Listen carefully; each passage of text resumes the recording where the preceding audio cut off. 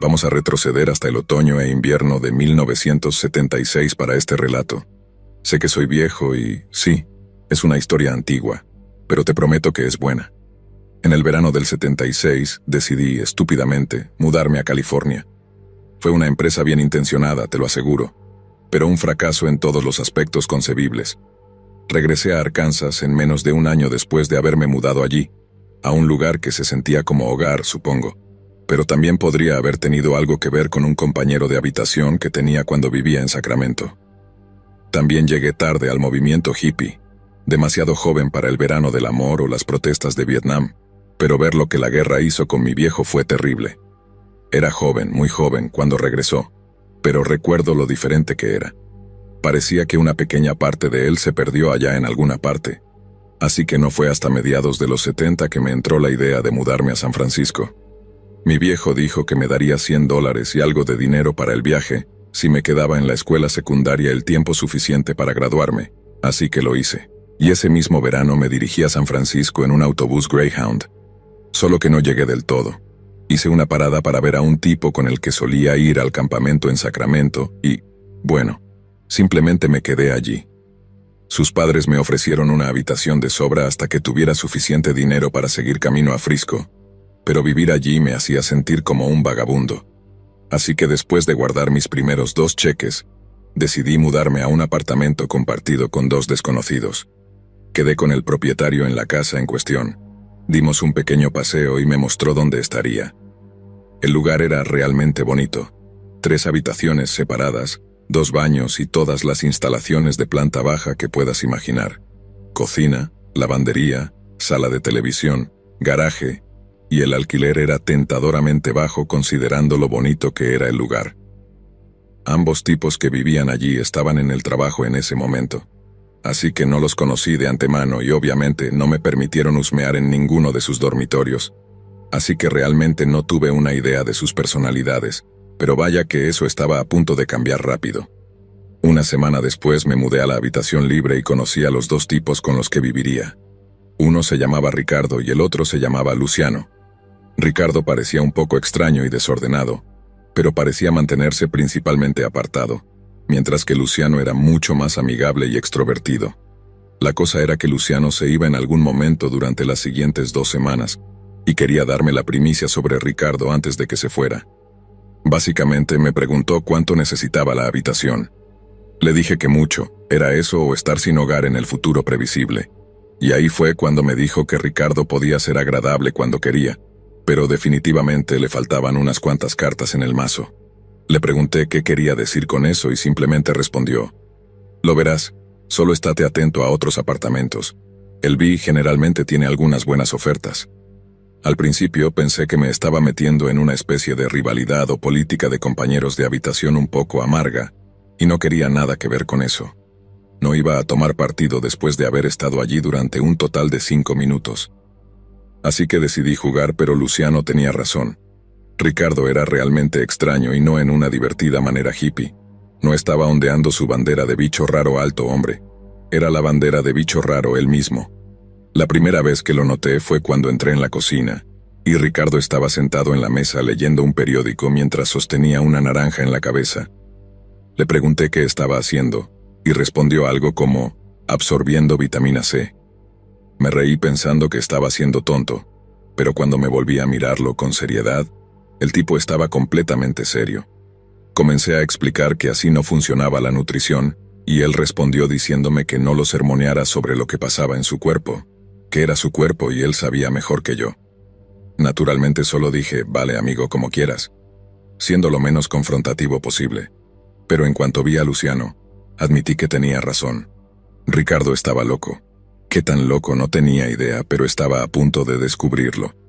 El comportamiento de Ricardo siguió siendo curiosamente extraño hasta que Luciano se mudó. No fue nada demasiado aterrador, solo cosas que te hacían rodar los ojos o sacudir la cabeza. Como en un momento estábamos cenando frente al televisor y Ricardo se sienta medio en posición, mira hacia el espacio por un momento, verifica su propio pulso y luego dice, «Mi corazón acaba de dejar de latir». Luciano parecía haber aprendido su lección sobre cómo lidiar con tal comportamiento insano, porque falsamente expresa una ligera preocupación antes de sugerir que Ricardo vaya a tomar una siesta, lo que hace. Como un hipocondríaco niño, termina su cena y luego va a tomar una siesta para aliviar su corazón muerto. Era simplemente cada vez más molesto. Todo lo aterrador vino después de que Luciano se mudara. De hecho, creo que Luciano era lo único que mantenía a raya el comportamiento de Ricardo. Porque el mismo día que Luciano se fue el mismo día en que Ricardo tomó un giro para peor.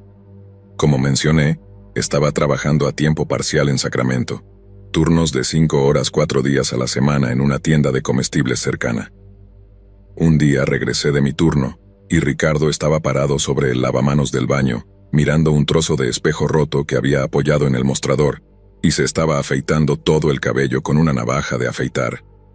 ¿Nuevo corte de cabello, amigo?, le pregunté. No, es mi cráneo. Creo que está fracturado, respondió. Bueno, mejor ve al hospital, Dickie Boy. Escuché que eso puede ser bastante grave, dije. Había adoptado en gran medida el enfoque de Luciano en ese momento. Reconocer amablemente y luego retirarse. Pero Ricardo respondió diciéndome que no solo su cráneo estaba fracturado, sino que podía sentir las placas moviéndose bajo su piel. No soy médico, pero estaba seguro al 99% de que eso era imposible. Y cuando miré su cabeza, no había hematomas ni sangre, nada. Simplemente estaba teniendo otro de sus ataques de salud hipocondríacos. Una vez estábamos cenando y Ricardo me hizo un cumplido por mi salsa de salchicha. Fue como un doble cumplido, ya que era la receta secreta de mi mamá también. Resultó que Luciano tenía razón. Ricardo podía ser agradable cuando quería, pero luego, de alguna manera, logró arruinar el momento al decir algo como: sí, cocinas muy bien, mucho mejor que mi mamá. Ella solía intentar envenenarme. Nuevamente pensé que estaba bromeando, así que me reí, pero al igual que con lo del naranja, simplemente me miró totalmente serio y me di cuenta de que no era una broma. Solo que esta vez en realidad estaba un poco ofendido de que no lo tomara en serio. Y esa fue la primera vez que vi el lado malo de Ricardo. Simplemente me miró sosteniendo su cuchillo y tenedor tan fuerte que le temblaban los puños, y por un momento realmente tuve miedo de que se abalanzara sobre mí desde la mesa. En cambio, recogió su plato, lo limpió y luego se marchó a su habitación. Unas horas más tarde se disculpó por ser tan grosero. Lo perdoné y así comenzó el ciclo nuevamente. Actuaría perfectamente normal, y luego algunos estallidos extraños me harían reconsiderar la sugerencia de Luciano de buscar un nuevo apartamento. Pero hasta que pudiera conseguir más horas en el Safeway, eso simplemente no era una opción para mí. Si recuerdas, me mudé al apartamento durante el otoño y el comportamiento de Rich había sido como mucho, bizarro y entretenido en su mayoría durante mi estancia. Pero cuanto más nos acercábamos a Navidad, más parecía estar deslizándose hacia un abismo del cual nunca se recuperaría completamente. Y definitivamente uno que empeoró completamente por nuestro uso de drogas recreativas. Como dije, era un hippie tardío aquí, así que cuando Ricardo sugirió que consiguiéramos algo de marihuana y LSD, pensé, genial, ¿sabes? No me detuve a considerar que eso podría ser una idea terrible dadas sus problemas psicológicos. De hecho, pensé que las drogas podrían ayudarlo. Pero vaya, eso resultó ser total ingenuidad. Como dije, pensé que un viaje o dos podrían ayudar a Ricardo a obtener un poco de perspectiva, pero usar drogas simplemente encendió algo en él. No solo las usaba recreativamente como yo y mis amigos solíamos hacer en Little Rock, las usaba habitualmente. Tripaba todas las noches durante una semana, hasta que literalmente tuve que esconder el pequeño cuentagotas de ácido que había comprado para nosotros. Cuando finalmente se despejó, estaba completamente hecho un lío. El día después de que se desintoxicó, lo escuché bajando para desayunar. Cuando entra en la zona de la cocina y lo miro, veo que está desnudo como el día en que nació. Obviamente estoy gritando: «Ricardo, ponte algo de ropa, por el amor de Dios». Y él simplemente responde: «¿Por qué?». Toma un poco de cereal, se sirve un bol y simplemente se sienta a comer. Yo estaba cada vez más incómodo y no podía traerme a comer frente a un hombre desnudo, así que simplemente me levanté y salí. Gran error, porque no abordé adecuadamente todo el asunto de la desnudez, y él lo tomó como si tuviera un pase libre. Con una frecuencia cada vez más exasperante, tenía a mi compañero de habitación deambulando por la casa completamente desnudo, mientras tomaba tragos de una botella de Jack Daniels. La mayoría de la gente a la que le he contado esta historia ha dicho que se hubieran ido en el momento en que comenzaron los desnudos. Pero ¿qué puedo decir? Eran los 70. Yo mismo era algo raro y si no podía manejar a un pequeño raro en Sacramento, ¿cómo iba a soportar codearme con hippies hardcore en Frisco una vez que llegara allí? No, en lugar de eso, la gota que colmó el vaso fue encontrarlo haciendo cócteles. Como dije, entro a la casa un día y escucho la licuadora en la cocina. Espero que se detenga el ruido para llamarlo mientras camino hacia la sala de televisión, por donde él tenía que pasar para llegar a la cocina. Le pregunto qué está haciendo y él simplemente responde, cócteles, con un tono plano y monótono que me hace saber que está borracho. Pero cuando entro en la cocina, percibo un fuerte olor a whisky junto con algo más. Después de lo que sea que haya estado haciendo, Ricardo evidentemente había hecho este intento muy fuera de su carácter de limpiar después de sí mismo, pero no había sido completamente exhaustivo. En el mostrador blanco liso, todavía podía distinguir lo que parecían ser rayas de algún líquido rojo espeso.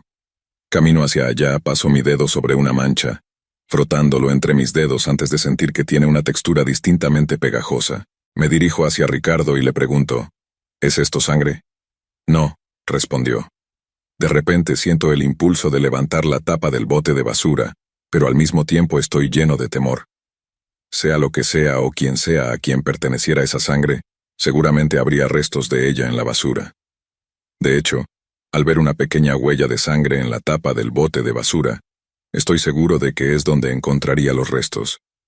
Entonces, por supuesto, abro la basura y veo una bolsa de papel manchada de sangre con lo que claramente es una cola de mapache rayada asomando. Durante la madre de todas las discusiones que siguieron, cuando le pregunté qué demonios estaba haciendo, trató de pasarme una excusa que nunca olvidaré. Detiene brevemente la licuadora y dice que va a evitar que mi corazón se encoja. Luego continúa triturando este desastre marrón listo de refresco, hielo, y lo que solo puedo suponer que era carne de mapache. Este loco pensó que tenía alguna afección médica rara en la que su corazón básicamente se estaba desgastando, y la cura era mezclar los órganos de animales atrapados con Jack Daniels y Coca-Cola, de todas las cosas. Como dije, esa fue la gota que colmó el vaso. Y para ese momento ya vivía allí otro chico con nosotros. Discutimos darle a Ricardo una especie de ultimátum, cambiar de actitud o irse, pero considerando que había llegado a la etapa de destazar animales y comerlos crudos en su locura, acordamos que lo mejor era simplemente irnos de allí. Llamé a mi viejo amigo del campamento esa noche y supliqué volver a la habitación de repuesto de sus padres. Continué trabajando en el Safeway por un tiempo, conseguí más horas, y como no estaba pagando alquiler en la casa de los padres de mi amigo, conseguir un poco de dinero para el autobús y un depósito de seguridad fue mucho más fácil. No supe nada más de Ricardo y cuando finalmente me fui de San Francisco en enero del 77, nunca miré hacia atrás. Avancemos poco más de 2 años, creo que hacia marzo de 1979. Estoy viviendo de nuevo con mis padres en Little Rock. He enderezado mi vida y estoy trabajando en otra tienda de comestibles con la mente puesta en solicitar universidades. A veces solía levantarme muy temprano y dirigirme a la tienda de comestibles alrededor de las 6:30 a.m. para ayudar al dueño a prepararse para la apertura, y una pequeña parte de eso era desempacar y organizar los periódicos cerca del mostrador frontal. A veces solía tomarme mi tiempo con este trabajo en particular, ocasionalmente tomando mi café y hojeando la sección de deportes, lejos de los ojos curiosos del dueño que estaba contando el efectivo, o lo que sea en su oficina. Una mañana me encuentro con un titular y creo que era del National Enquirer diciendo algo así como, fecha de juicio establecida para el asesino caníbal. Obviamente, ese no es el tipo de titular que lees todos los días, así que comencé a leer el artículo para obtener más detalles, y adivina cuyo nombre veo solo unas líneas más abajo. Sí, mi loco y viejo compañero de habitación, Ricardo Chase. Incluso hay una pequeña foto de él en el margen, y claro como el día es él, el mismo tipo con el que viví durante la mayor parte de 5 meses. Esto es todo de memoria, así que tendrías que preguntarle a Google por todos los detalles, pero aquí está lo que recuerdo. Después de que me fui de la casa que compartía con Ricardo, su condición empeoró y empeoró a lo largo del año hasta que finalmente, en el invierno del 77, comete su primer asesinato al dispararle a un tipo al azar en la calle.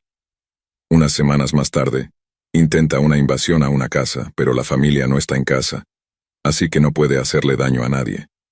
Decidió esperar, pero cuando regresaron, se asustó y salió corriendo. Luego la familia llega a casa para encontrar que Ricardo había entrado en la habitación del bebé antes de ir al baño en la ropa del niño. Estaba completamente enfermo de la cabeza. Poco después intenta otra invasión a una casa, y esta vez mata a una mujer embarazada. Pero aquí está la parte realmente perturbadora. Antes de dormir con el cadáver de la mujer, leí que le puso heces de perro en la boca a la pobre chica también. Hace que te preguntes qué pasa por la cabeza de un hombre para hacer algo tan absolutamente insano como eso. Seguí el caso por un tiempo después, y me alegré cuando supe que recibió la pena de muerte por las cosas que hizo. Terminó quitándose la vida antes de que pudieran llevarlo a la cámara de gas. Supongo que quiso salir por su cuenta. Lo único que me molesta es que algunas personas dicen que no estaba loco, que sabía lo que estaba haciendo cuando mató a esas mujeres y les hizo esas cosas horribles. No estoy diciendo que no mereciera morir, no es eso lo que estoy diciendo en absoluto. Demonios, incluso yo le patearía la silla a ese tipo en un minuto si me diera la oportunidad. Pero lo único que es una locura es decir que no lo estaba, ¿me entiendes? Viví con ese hombre, comí con él, me drogué con él. Conozco a Ricardo Chase y la tuerca se salió de su perno hace mucho antes de que comenzara a matar. Estaba tan loco como un perro en una fábrica de tapacubos todo el tiempo que lo conocí, y aunque lo que hizo fue una tragedia, no me sorprendió del todo. Me siento afortunado de haber salido cuando lo hice. Si hubiera seguido allí otro año, podría haber sido yo el que terminara muerto a un lado de la carretera. Pero lo que realmente se queda conmigo no es la culpa del sobreviviente o como quieran llamarlo, es preguntarme cómo llega al mundo ese tipo de maldad.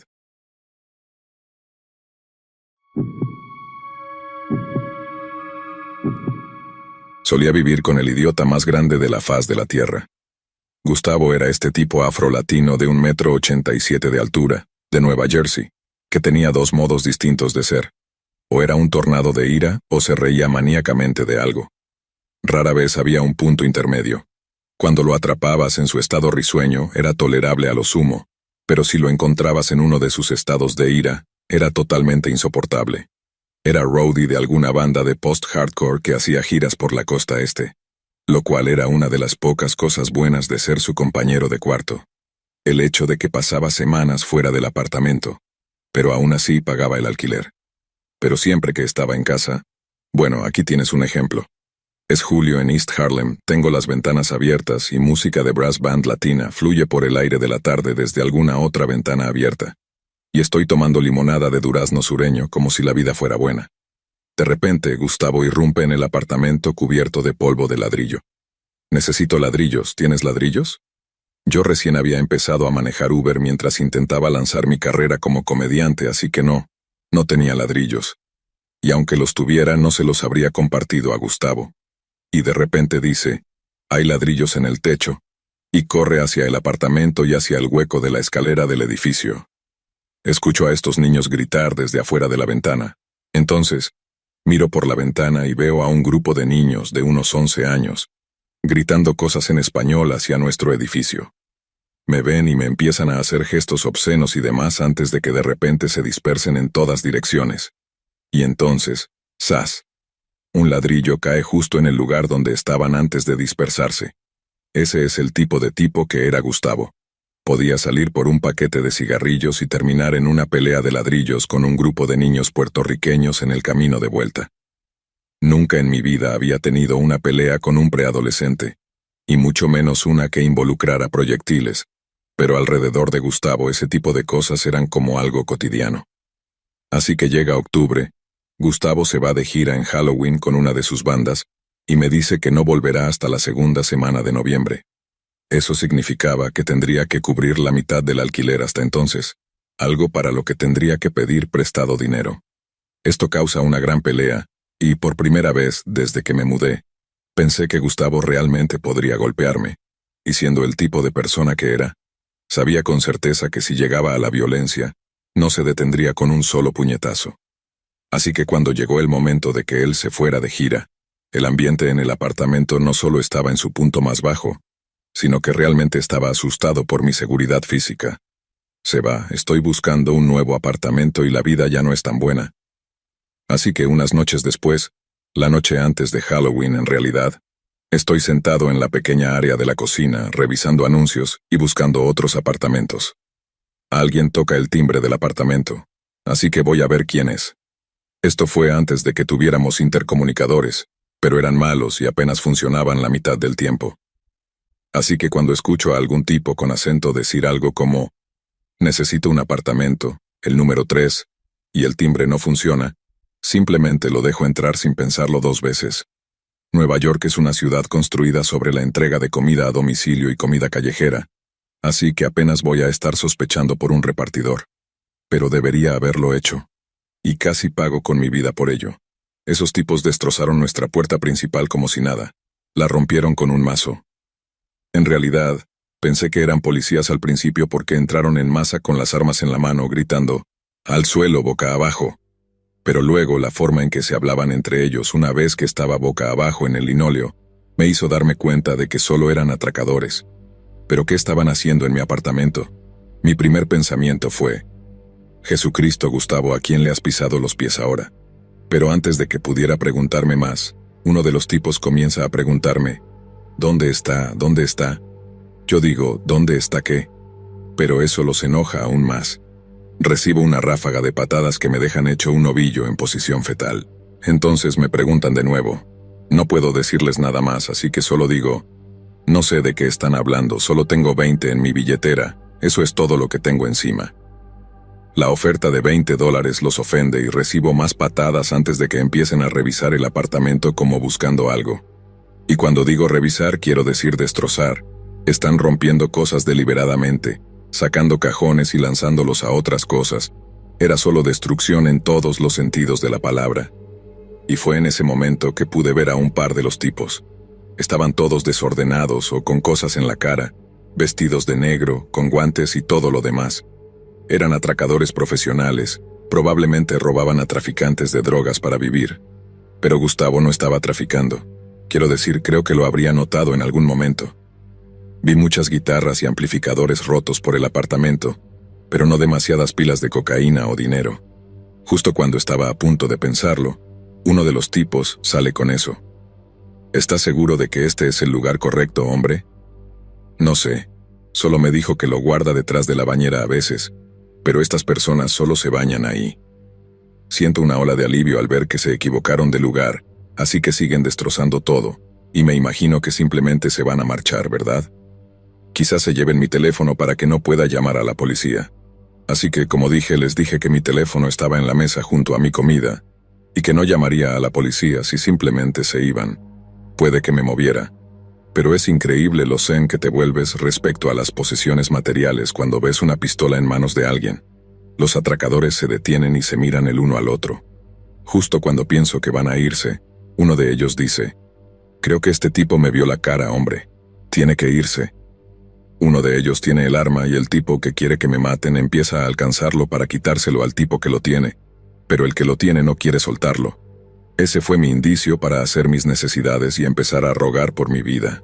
No fue mi momento más orgulloso y mojarme los pantalones no era una metáfora, pero es lo que hay. Mirando hacia atrás ellos discuten sobre si me disparan. Yo estoy rogando por mi vida, es solo caos y ellos gritan ahí dentro. Me sorprende que nadie haya llamado a la policía todavía. Pero entonces, ¡zas! La entrada principal del edificio se cierra de golpe y puedo escuchar una voz muy familiar subiendo las escaleras. Ni siquiera voy a escribir lo que Gustavo estaba diciendo. Sería cancelado y eliminado de internet en cuestión de segundos después de publicarlo. Pero digamos que alguien había cancelado su gira 3 días antes, y él estaba furioso por ello. Empezó a insultarlos y a maldecirlos mientras subía las escaleras y entraba al apartamento. Tanto yo como los atracadores estamos congelados en anticipación. Entonces, justo cuando Gustavo está a punto de entrar al apartamento, dice algo así como, «Oye, tengo tu dinero, pequeño bebé llorón». «¿Qué demonios?», grita, «¿quién son ustedes?». El tipo con el arma grita de vuelta. Gustavo ya se había ido en ese momento espumando por la boca, parecía que se le iba a salir un ojo. Cuando regresa, vivo aquí, juré por Dios, y veo a Gustavo básicamente convertirse en un Jason Bourne ligeramente borracho y pasado de peso. Se quita la mochila del hombro y simplemente la lanza al tirador. Desestabiliza al tipo ligeramente, arruina su puntería, pero para cuando puede reacomodarse, Gustavo, como en un tacleo de fútbol americano, lo lleva al suelo y simplemente comienza a golpearlo. Los otros dos tipos luego se unen y pienso, oh Jesús, Dios, alguien está a punto de ser disparado. Y de la nada, Gustavo se levanta y simplemente comienza a lanzar golpes a ambos tipos, sosteniendo su propia pelea hasta que cae de nuevo. Casi inmediatamente, ambos tipos comienzan a retroceder con las manos en el aire y allí está Gustavo, sosteniendo la pistola con la que casi lo habían disparado, diciéndoles a ambos que se alejen. Su rostro está sangrando, está totalmente agotado, pero allí está, habiendo ganado una pelea de puños con 3 tipos, uno de ellos armado. Luego se sienta sobre la espalda del tirador noqueado. Le dice a los otros tipos que salgan de su apartamento y me dice que marque el 911. Y solo cuando la policía llega para arrestar al tipo que había logrado detener, se da cuenta de que había sido apuñalado en el hombro. Esa noche, mientras él era cosido en el hospital, yo rebusqué entre todas las cosas rotas y no rotas. Barrí todos los vidrios y cerámicas rotas y traté de poner el apartamento en orden. Él regresó alrededor de la 1 a.m., aún borracho después de que el médico le dijo que no bebiera con esos analgésicos, e inmediatamente comenzó a quejarse del allanamiento. Yo seguí limpiando, deteniéndome solo brevemente para decir algo profundamente sentido. Gustavo, tío, solo quería decir que creo que hoy podrías haberme salvado la vida, tío. Y solo quería decir gracias. Sentí que mi garganta se apretaba mientras lo decía, muy similar a cómo se está apretando ahora mientras escribo esto, recordando. Gustavo me miró con una mirada en sus ojos que casi parecía como si hubiera llegado a él, hasta que respondió con, podrías haber intervenido en cualquier momento, no me importaba. Conocía lo suficiente a Gustavo en ese momento como para saber que no estaba exactamente en contacto con sus sentimientos, pero tan pronto como buscó salir de la habitación debido a la incómoda cantidad de emoción en el aire, se volvió y dijo, ¿viste la cara de esos tipos, aunque? Eso es gracioso, tío. Y se fue caminando hacia su habitación, riendo esa risa malévola de niño que hace que se me erice la piel incluso hoy. Verás, durante poco más de un año compartí un apartamento con el idiota más grande de la faz de la tierra, y le debo a ese idiota mi vida. Por favor, Nueva York, nunca cambies.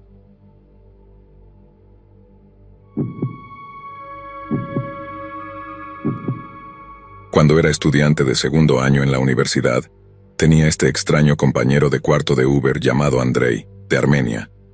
Emitía las vibraciones más fuertes de asesino en serie que jamás había sentido. Era un tipo extraño, solitario, con una obsesión poco saludable por todo lo lascivo. Tenía una colección de cuchillos por alguna razón. Estaba considerando pedir un traslado de dormitorio casi tan pronto como conocí al tipo. Pero luego me mudé. Pasaron unos meses y él simplemente se mantuvo alejado. Al final no fue tan malo y no busqué el traslado. Entonces, una noche, justo cuando estaba viendo las noticias nocturnas, me topé con una historia sobre una serie de ataques dirigidos a chicas en el campus.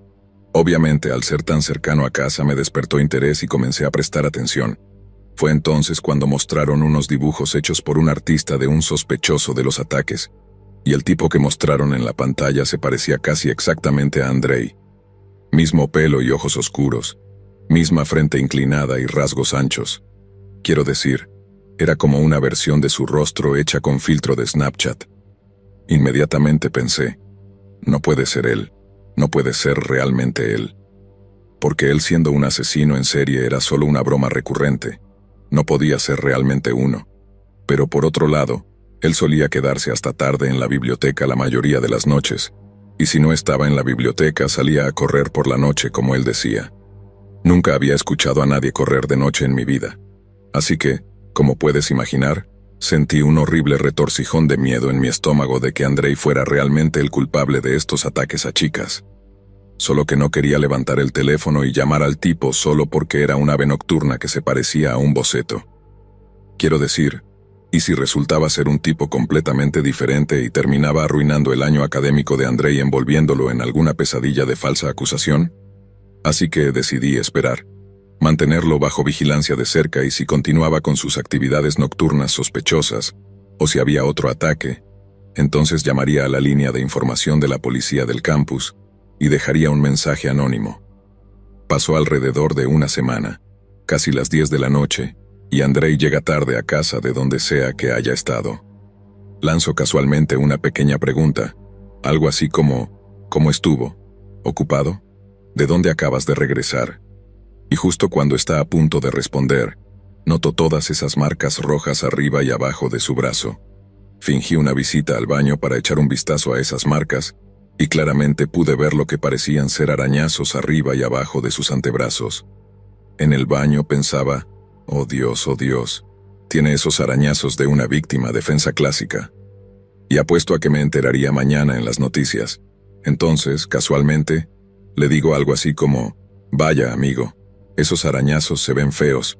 ¿Cómo los conseguiste? Él responde que acaba de empezar a tomar clases de MMA. Clases de MMA, no jiu-jitsu ni entrenamiento de golpes o BJ, solo una excusa súper vaga de clases de MMA. Después de eso, estoy casi 100% convencido de que es él quien está atacando a chicas en el campus, pero no puedo arriesgarme a delatarlo y que no le imputen cargos, ya que tenía en la cabeza que él sabría que fui yo o algo así. Así que ideé el plan más tonto de seguirlo por la noche y atraparlo en el acto. En realidad hice eso porque en mi mente, al menos, podría potencialmente atraparlo con las manos en la masa, tal vez detenerlo y derribarlo, y básicamente sentarme sobre él hasta que llegara la policía, habiendo salvado el día sin repercusiones de un compañero de cuarto psicópata asesino en serie. Alrededor de 2 o 3 noches después, escucho a Andrei tomar sus llaves en preparación para salir. Le digo, ¿te diriges a alguna parte? Y él responde, voy a correr, estaré de vuelta tarde. Simplemente lo ignoro apenas levantando la vista de jugar Xbox, pero cuando cierra la puerta entro en acción. Me pongo los pantalones caqui, las botas, la sudadera con capucha. Todo. Antes de agarrar mi teléfono con el propósito de recopilar evidencia. Tan pronto como veo a Andrei, a pesar de estar vestido para el atletismo, en realidad está caminando hacia donde sea que vaya. Estoy convencido de que estoy a punto de salvar una vida, o al menos detener a una chica de ser horrendamente violada de una manera de la que nunca podría recuperarse realmente. Quiero decir, ¿por qué más ese tipo mentiría sobre trotar por la noche? Era como una película de espías en mi mente, siguiendo a Andrei, manteniéndome lo suficientemente lejos para que no sospechara nada, pero también esforzándome al máximo para asegurarme de no perderlo de vista. Terminamos caminando fuera del campus a través de una zona residencial y hacia un gran parque público. Y a medida que nos acercamos cada vez más a este gran grupo de arbustos, Andrei saca algo de su bolsillo y se lo desliza sobre la cabeza. Una máscara de esquí. No había estado tan asustado hasta que vi eso, y algo sobre verlo ponerse la máscara de su alter ego depredador me asustó mucho. Fue como el momento más cercano que he estado de presenciar una transformación de hombre lobo legítima o algo así. Realmente viendo nacer a un monstruo, o como quieras llamarlo. Luego, estando ligeramente fuera de vista, veo a Andrei entrar en el grupo de arbustos. Tenía que ser su lugar de emboscada preferido, ¿verdad? El lugar donde esperaría y vigilaría a posibles víctimas antes de atacarlas. Eso tenía que ser suficiente. Me adentré sigilosamente en los arbustos, arrancándole la máscara de esquí mientras grababa un video para obtener una prueba definitiva de que era él quien cometía los ataques. Así que comencé a acercarme lentamente a los arbustos en la oscuridad, cuando decidí que lo que estaba haciendo era realmente una idea muy mala. Si Andrei realmente era algún tipo de atacante violento, tal vez acorralarlo en un arbusto no era la mejor idea. Así que decidí llamar a la policía antes de actuar, y así no tendría que esperar demasiado tiempo para que llegaran cuando finalmente lo confrontara. Llamé, conté la situación, y aunque el despachador me dijo que no me acercara al sospechoso, estaba tan nervioso por la posibilidad de que Andrei escapara y luego tuviera que seguir viviendo con él que pensé, al diablo, voy a atrapar a este tipo. No iba a dejar que escapara una vez que viera las luces intermitentes o algo así. Justo cuando tuve ese pensamiento exacto, empecé a escuchar el sonido de voces susurrantes y gruñidos provenientes de los arbustos donde Andrei se escondía. Tenía a alguien allí, de alguna manera, en el tiempo que me tomó hacer la llamada al 911. Tuve que retroceder un poco para que nadie viera la luz de mi teléfono celular ni escuchara mi voz. Andrei logró arrastrar a alguien a los arbustos y ya había comenzado un ataque. Me lancé a la acción, corriendo hacia los arbustos y gritando algo como, «Deja en paz a esa chica». Estaba oscuro, pero como estaba grabando con la linterna de mi teléfono, estaba iluminando todo lo que señalaba. Así que, mientras me abría paso hacia este pequeño claro, vi no a uno, sino a dos tipos dispersos antes de darse la vuelta para enfrentarme. Mi adrenalina se disparó en ese momento. No tenía idea de que estaría en minoría y que Andrei y su compañero estaban trabajando juntos. Mi primer pensamiento fue, oh Dios, sabía que esto era una mala idea. Pero aún así, ambos tipos parecían muy sorprendidos, y mientras grababa los rostros y retiraba la máscara de esquí de Andrei, el otro que no llevaba máscara salió disparado de los arbustos y huyó de la escena. Andrei no podía ir a ninguna parte. Sus pantalones estaban en sus tobillos, y cuando trató de alcanzarlos, lo empujé al suelo y le dije que se quedara quieto. Y fue entonces cuando empecé a notar la notable ausencia de cualquier víctima femenina. Estaba iluminando con mi linterna alrededor, y estaba a punto de preguntar, «Hola, ¿dónde está la víctima?», cuando el pensamiento me golpeó como un tonel de ladrillos. No había ninguna víctima femenina y nunca hubo una víctima en absoluto. Las únicas personas que habían estado en ese arbusto eran Andrei y su compañero masculino. Él no estaba yendo a atacar chicas, estaba yendo a reuniones secretas con chicos que conocía en Grindr. ¿Quién sabe por qué el tipo del boceto se parecía tanto a él? Tal vez alguien lo había visto en su camino hacia o desde una de sus citas y había dado su descripción a la policía. De cualquier manera, no solo nunca encontraron al verdadero culpable, sino que Andrei obviamente no era el que estaba atacando a estas chicas.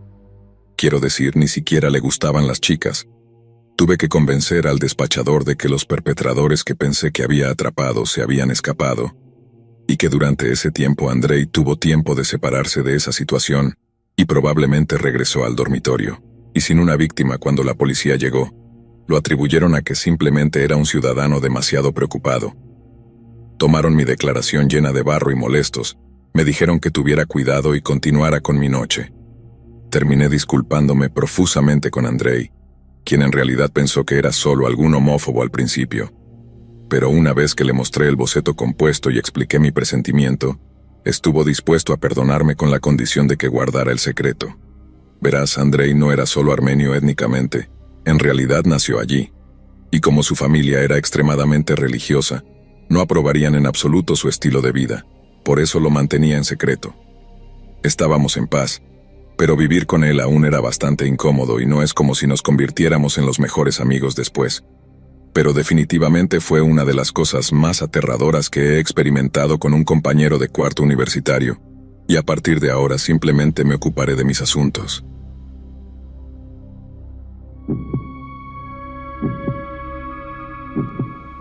Mi último año de universidad viví fuera del campus por varias razones.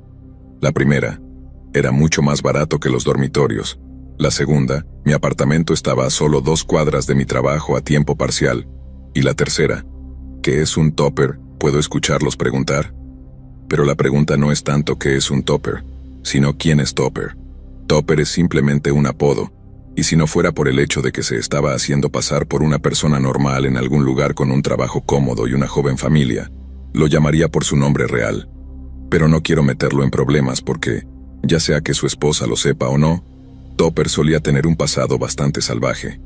La mitad de la razón por la que terminé viviendo con Topper fueron sus travesuras psiconáuticas, un término elegante que solíamos usar para referirnos a su insaciable hambre por los narcóticos. Yo era un pobre estudiante de último año con apenas suficiente dinero para comprar fideos instantáneos y papel para impresora, mientras que Topper tenía un trabajo real como ingeniero de sonido.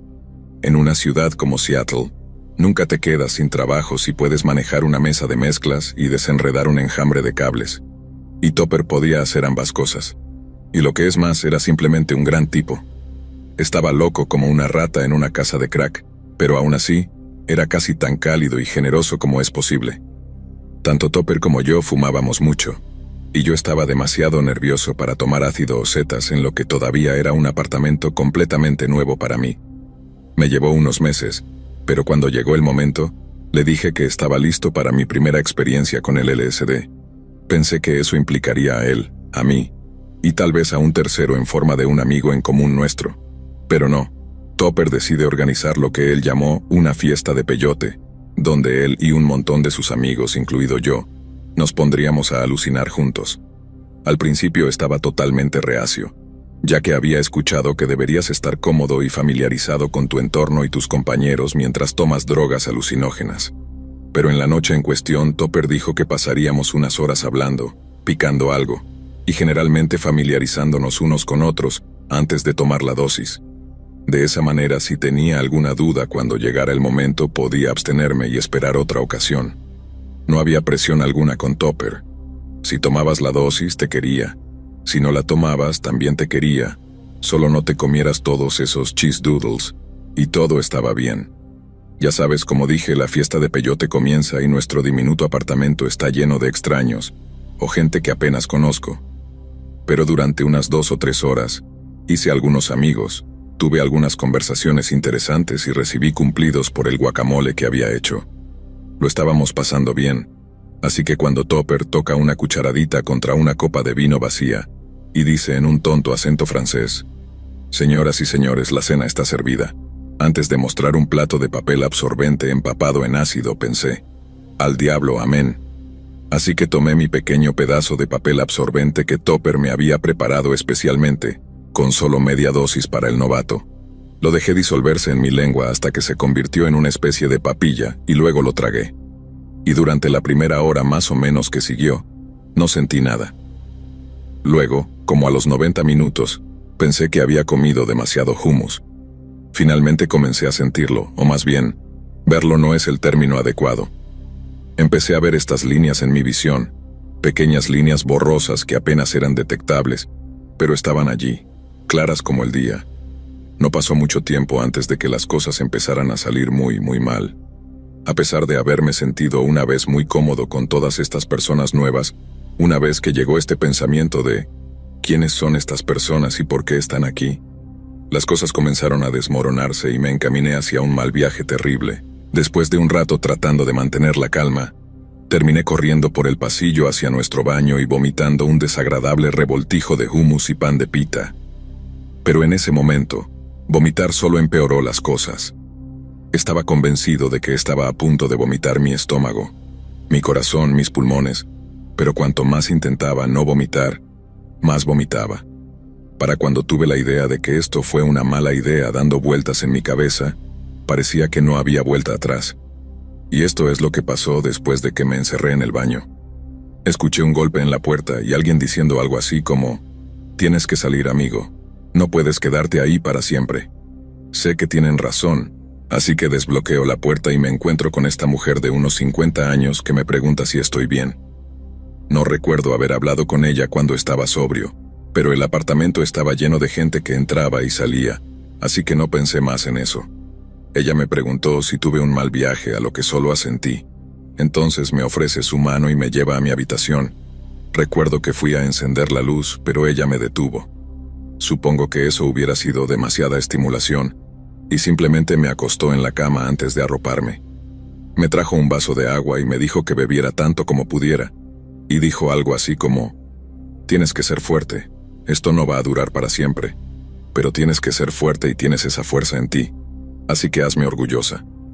Puso música súper relajante en mi iPod y simplemente me dejó allí para pasar el mal viaje. Recuerdo no sentirme tan mal por un tiempo después, y luego hay un gran hueco en mi memoria, porque lo siguiente que recuerdo es despertarme y que era de mañana.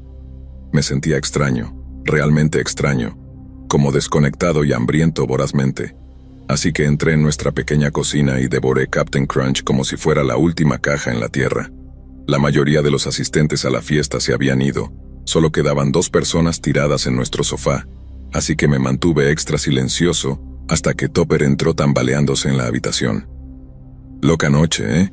Lo siento por tu mal viaje», me dijo. Respondí: «Está bien. Esa amiga tuya, la señora mayor, me ayudó a sentirme mucho mejor». Él dijo: «¿Quién?». Entonces comencé a describirla, tratando de recordar qué llevaba puesto. Todo estaba volviendo en imágenes fragmentadas y borrosas, así que simplemente describía mientras hablaba. De nuevo él dijo: «Hombre, no tengo ni idea de quién estás hablando. No había nadie en esa fiesta mayor de 28 años». Entonces me di cuenta de que no había una mujer mayor. Había alucinado todo eso. Estaba tan desordenado que inventé a una persona para ayudarme, para decirme lo que necesitaba escuchar. Y tan genial como fue darme cuenta, también fue uno de los momentos más aterradores de mi vida. Parecía tan real, demasiado real. Vi esas extrañas líneas también, pero no me di cuenta de que alguien había redecorado el apartamento. ¿Qué tenía esa mujer que parecía tan real? Me tomó un tiempo, pero lo descubrí. Totalmente inventé a esta mujer, pero estaba hablando con la voz de mi mamá. Esa línea sobre ser fuerte y hacerla sentir orgullosa. Ella me dijo esas mismas palabras cuando me rompí el tobillo en un viaje de esquí en 9º grado. Sé que esta no es la historia de miedo más tradicional, sin fantasmas, ni zombies, ni asesinos psicópatas con garfios en las manos, pero nunca en mi vida había creído tan vívidamente en algo que simplemente no existía, y en realidad es algo bastante aterrador. Qué poderosos son nuestros cerebros, ¿no? Toma una dosis de una sustancia química especial y ¡boom! Un espectáculo de sonido y imagen en movimiento en tu cabeza usando piezas de información aleatorias que pensabas que habías olvidado desde hace mucho tiempo. No he vuelto a hacer algo así desde entonces. La experiencia negativa simplemente me quitó las ganas de por vida. Creo que eso es lo más cerca que estaré de ver un fantasma. Sí tiene sentido. Vi algo que parecía tan real pero era totalmente falso. Y eso es más que suficiente para una vida, si me preguntas.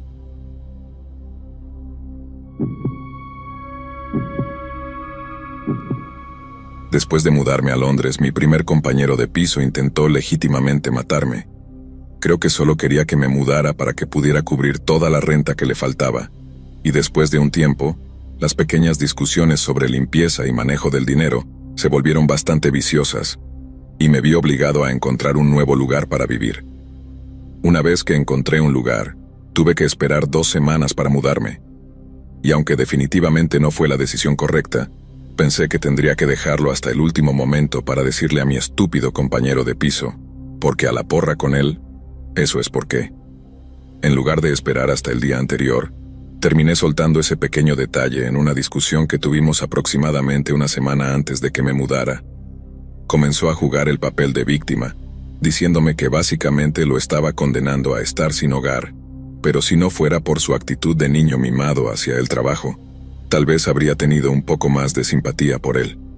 Ambos fumábamos, así que a la mañana siguiente de nuestra discusión, me despierto, me giro y agarro mis cigarros para encender uno en la cama antes de enfrentar el día. No es mi hábito más orgulloso, lo admito, pero fumar en mi habitación era mejor que enfrentarlo por la mañana. Pongo un cigarro entre mis labios, agarro mi encendedor, pero el maldito pedernal de la porquería desechable está roto. Intento una y otra vez, pero no, está jodido. Así que salgo de la cama, camino por el pasillo hacia la cocina, todavía tratando inútilmente de encenderlo, cuando de repente, mientras entro en la cocina, el absoluto hedor a gas me golpea. Y justo debajo del zumbido del tráfico afuera, puedo escuchar el gas escapando de la cocina. Ese maldito psicópata había encendido todo el gas en la cocina, sabiendo que yo habría encendido un fuego al principio, haciendo explotar todo el piso. Me apresuré a apagarlos, abrí todas las ventanas del piso, bajé corriendo las escaleras y llamé a los bomberos. A mi compañero de piso lo entrevistaron bajo precaución, pero como no pudieron probar ni maldita cosa, la policía tuvo que dejarlo ir. El casero fue mucho más comprensivo, y básicamente acordamos sacarlo del contrato de arrendamiento mientras organizábamos que cambiaran las cerraduras. Aparentemente, había estado tratando de deshacerse de él desde hacía bastante tiempo antes del incidente, así que terminé quedándome. La única preocupación era el ex compañero de piso, pero como estaba bajo sospecha por lo que debe haber llamado un accidente, creo que estaba demasiado asustado para seguir adelante con ello y tratar de vengarse seriamente. Aún así, me afectó bastante pensar que alguien podría ser tan vengativo por querer mudarme. Investiga con quién vas a vivir, gente, podría salvarte la vida.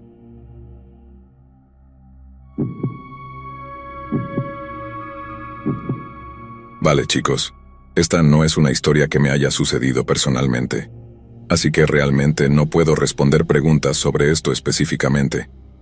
Esta es solo una historia que escuché de un amigo, y le creo. Tal vez no debería, pero lo hago. Para empezar, el amigo en cuestión fue uno de mis compañeros de cuarto en la universidad.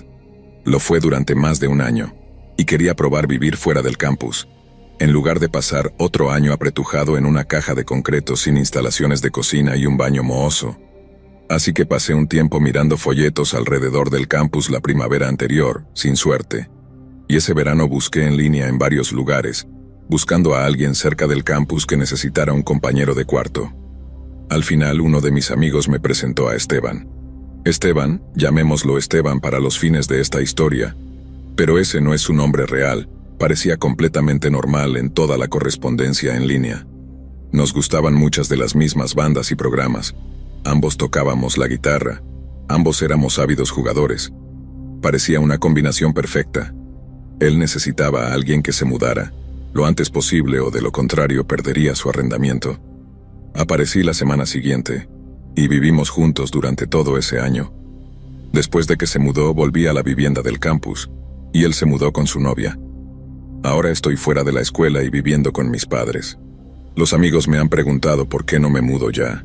Tengo un trabajo mal remunerado, pero con un poco de búsqueda y un compañero de cuarto con quien dividir el alquiler, podría permitirme fácilmente mi independencia.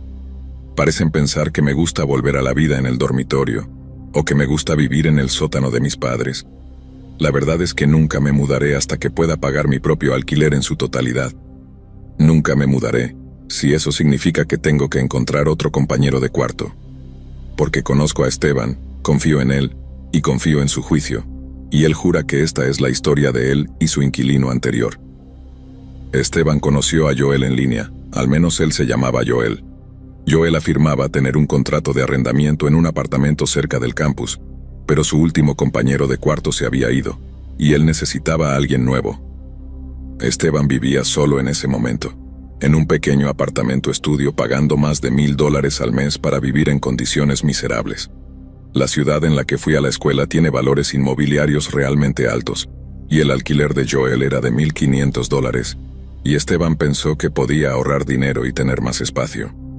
Esteban se mudó 2 semanas después. Por lo que describió, el lugar estaba bastante escasamente amueblado. Para cuando me mudé, había reemplazado cada pieza de mobiliario y repintado el lugar, así que no tengo idea de cómo se veía en ese momento. Por lo que dijo, no había nada en la sala de estar cuando Esteban fue allí, excepto un viejo sofá rasgado, y Joel, predicando en el arresto. Joel parecía joven con una sudadera negra y jeans desgastados. Esteban dice que eso es todo lo que vio a Joel usar. Eso y una gorra de béisbol morada. Joel también era muy reservado. Ni siquiera respondió cuando Esteban extendió un puño amistoso la primera vez que se conocieron, que por cierto, fue el día que Esteban se mudó. Joel estaba fuera la mayor parte del tiempo. No demasiado sorprendente realmente, ya que no había televisión ni consolas ni ningún tipo de equipo de juegos. Esteban preguntó una vez, ¿qué tipo de jugador no tiene juegos? Joel le dijo que lo había vendido todo por comestibles unos meses antes, y estaba ahorrando para comprar nuevos. Por supuesto, comestibles era un término adelantado, por lo que Esteban podía decir, todo lo que Joel mantenía alrededor era cerveza y cenas congeladas, la mayoría de las cuales estaban viejas y habían pasado su fecha de vencimiento. Joel tenía un aparato electrónico, una computadora portátil obsoleta que usaba para navegar por internet. Su edificio estaba al lado de una cafetería, así que ambos robaban Wi-Fi para ahorrar costos. Cada vez que Joel estaba en el apartamento, estaba o charlando con Esteban o en su habitación, en la computadora portátil. Esteban ni siquiera recuerda una vez haber visto a Joel dormir, estaba tan pegado a esa cosa. Unos meses después, Esteban se acostumbra a los hábitos extraños de Joel. Pasan tiempo juntos de vez en cuando, pero a Esteban le gustaba salir a bares, mientras que Joel se quedaba en su computadora, generalmente tomando una de las aparentemente inagotables cervezas en la nevera. Pero luego, las cosas comienzan a volverse un poco más inusuales. Joel comienza a exigir más tiempo de Esteban. Joel dijo que estaba deprimido, que sus amigos, no sé a qué amigos se refería, lo estaban ignorando, que sus clases, no sé qué clases estaba asistiendo. Pero Esteban pudo confirmar solo que no eran ninguna de las suyas, lo estaban deprimiendo. Esteban era un chico muy agradable, así que estaba feliz de ser el amigo comprensivo, y comenzó a salir menos y a pasar más tiempo con Joel, navegando por la red, viendo la nueva pantalla plana de Esteban, o simplemente hablando sobre cosas de chicos. Los otros amigos de Esteban, con los que he salido algunas veces, dijeron que se preocuparon por Esteban. Afirmaron que parecía fuera de lugar, pero no querían hablar de ello con ellos. Parecía distraído, distante, Esteban dijo que no notó nada de esto él mismo, pero cree que tal vez la actitud de Joel estaba influyendo en él. Luego, cuando a Esteban le faltaba dinero, sufrió un accidente. Fue un poco de accidente en su bicicleta y estuvo incapacitado durante unas semanas. Su trabajo lo despidió poco después y quemó sus magros ahorros en facturas del hospital y comida, así que cuando llegó fin de mes no tenía el dinero para su parte del alquiler. No quería que Joel se enterara, así que Esteban decidió actuar. Tuvo un pequeño accidente en su bicicleta y estuvo incapacitado durante unas semanas. Después de eso, perdió su trabajo y gastó sus magros ahorros en facturas del hospital y comida. Cuando llegó el final del mes, no tenía el dinero para su parte del alquiler. No quería que Joel se enterara, ya que Esteban siempre tuvo mucho orgullo. Entonces fue personalmente a hablar con el arrendador para decirle que la mitad del alquiler ya estaba en camino por correo, pero que no tenía el resto aún, y necesitaba 1 o 2 días para conseguir un préstamo por los otros $750. El arrendador parecía confundido. Dijo que ¿qué otros $750? El arrendador le dijo a Esteban lo que pensó que ya había cubierto cuando firmaron el contrato de arrendamiento, una conversación que Esteban no recordaba haber tenido. El alquiler solía ser de $1,500, como todas las otras unidades en el edificio, pero después de que los últimos 3 inquilinos se quitaran la vida en ese mismo apartamento, se volvió difícil encontrar a alguien que quisiera alquilarlo, así que bajó el alquiler a $750 al mes para atraer inquilinos. La mayoría de los arrendatarios eran recelosos de vivir en un lugar con tal historial de muerte. Esteban estaba conmocionado y preguntó sobre su compañero de cuarto. ¿Le habías dicho esto a él? El arrendador volvió a lucir confundido. ¿Qué compañero de cuarto? Esteban se disculpó por haberle hecho perder el tiempo al arrendador y prometió volver al día siguiente con el dinero. Subió corriendo las escaleras hasta su apartamento y abrió la puerta de golpe. No había nadie allí, aunque había escuchado a Joel escribiendo en su computadora cuando bajó. Cerró la puerta de entrada y se dejó caer al suelo, sin saber qué hacer a continuación. Luego, desde la cocina, escuchó el sonido de madera raspando contra madera, el sonido del cajón de los utensilios deslizándose hacia afuera. Joel salió disparado de la cocina, con un gran cuchillo reluciendo en la mano. Esteban esquivó como un hombre poseído, rodando más adentro de la sala de estar. Su salida estaba bloqueada. Entró en pánico y hizo lo que creo que suena como lo más estúpido posible. Se metió en la habitación de Joel y cerró la puerta con llave detrás de él. Estaba oscuro allí, excepto por la luz intermitente de la computadora de Joel. Esteban se levantó y abrió la computadora portátil, tal vez pensando en pedir ayuda a través de internet, por toda la ayuda que eso le podría ofrecer. Tal vez solo quería publicar algo, para que la gente supiera que no fue un accidente o otro suicidio. Para que la gente supiera sobre Joel. Sea cual sea su plan, en ese momento, la puerta cerrada se abrió de golpe, y Joel estaba parado allí, con el rostro enmascarado de furia. «No toques mi computadora», rugió, en una voz más profunda de lo que Esteban había escuchado nunca.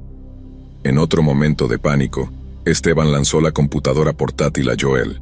Pasó directamente a través de él, golpeó la pared opuesta y se partió por la mitad. En ese momento, la expresión de Joel pareció de dolor, por solo un instante, antes de que desapareciera por completo. El cuchillo cayó directamente al suelo y se clavó en el piso con un sonido sordo. Al día siguiente conocí a Esteban. Les contó a sus amigos que necesitaba desesperadamente un compañero de cuarto, y uno de ellos resultó ser un compañero de clase y un amigo mío, y me llamó ese día. En la semana siguiente o así, Esteban vendió todos los muebles, compró algunas cosas nuevas, trajo el resto, y repitió. Hizo todo esto con la ayuda de sus amigos y durmió en el sofá en el mientras tanto. En ningún momento estuvo solo en ese apartamento nuevamente. Todo el tiempo que vivimos juntos, él se iba del apartamento cada vez que yo salía y me pedía que lo llamara cuando volviera a casa, para que pudiera encontrarme en la puerta. Nunca salió cuando yo estaba allí a pesar de mis insinuaciones de que disfrutaba de un poco de privacidad de vez en cuando. Me contó esta historia una noche cuando salimos juntos a beber después de unas docenas de tragos. Me hizo jurar que no la repetiría, y hasta hoy nunca lo hice. Sin embargo, hay una parte más de esta historia que nunca le conté. Cuando nos mudábamos el último día, tenía todas mis cosas, y quiero decir todas mis cosas, empaquetadas en cajas. Estaba durmiendo en un colchón a rayas en una habitación vacía, la misma en la que Joel una vez había estado.